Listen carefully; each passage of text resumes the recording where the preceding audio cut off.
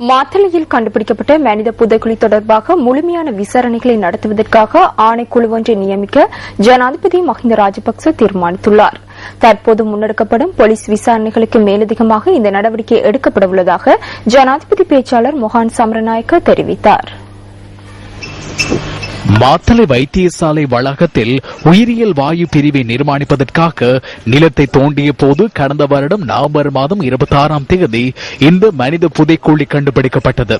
பின்னர் மேற்கொள்ளப்பட்ட அகழ்வுகளின் போது 155 பேரின் எச்சங்களும் உலோக மோதிரங்கள் சிலவும் கண்டுபிடிக்கப்பட்டதாக போலீசார் நீதிமன்றத்தில் அறிவித்தனர். இந்த மனித புதைக்குழியின் காலத்தை அறிந்து கொள்ள அறிக்கை ஒன்றை பெற்றுத் தருமாறு இதன்போது மாத்தறை நீதவான் மற்றும் மேலதிக மாவட்ட நீதவான் தீர்மானித்தனர்.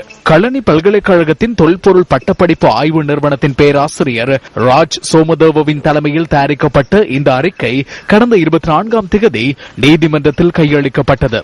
இலங்கை வரலாற்றில் முதன்முறையாக தொல்பொருள் திணைக்களத்தின் உதவியை பெற்று தயாரிக்கப்பட்ட அறிக்கை இதுவாகும்.